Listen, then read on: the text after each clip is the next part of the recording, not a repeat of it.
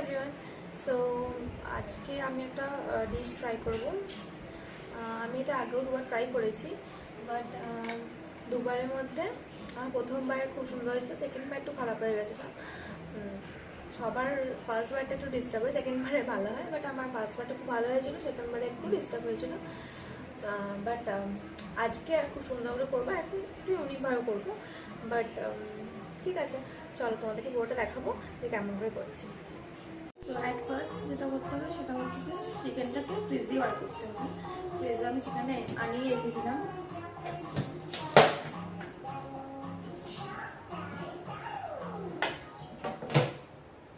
এবারে সেকেন্ড কাজ, এটাকে মেল্ট করতে হবে, কারণ এটা একদম পুরো আইসিং হয়ে গেছে, একদম পুরো জমে গেছে, এটাকে মেল্ট করতে হবে। তো এই চিকেন হয়ে যাবে, এটাতে ভরতে হবে, তো ঠিকই আছে।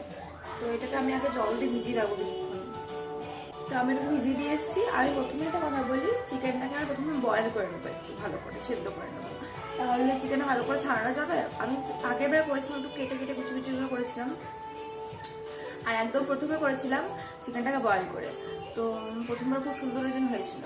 তো আমি সেই প্রসেসটাকে আবার কন্টিনিউ করবো, যে চিকেনটাকে ফার্স্টে বয়েল করে নেবো, তারপরে সেটাকে ছাড়াবো, হালকা কেটে নেবো আর কি।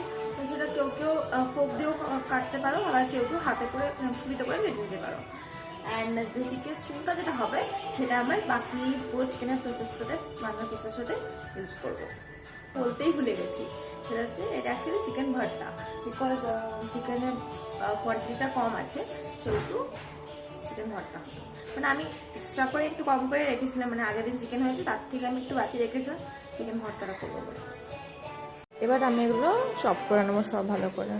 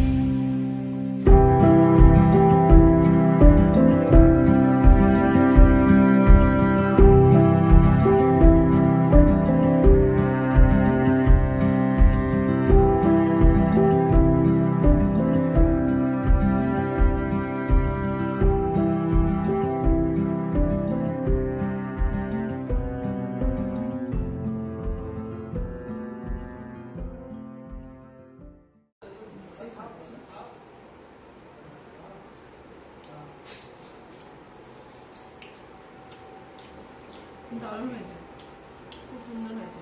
তার সঙ্গে একটু হেভি হেভি ভালো হয়েছে। বলো দারুণ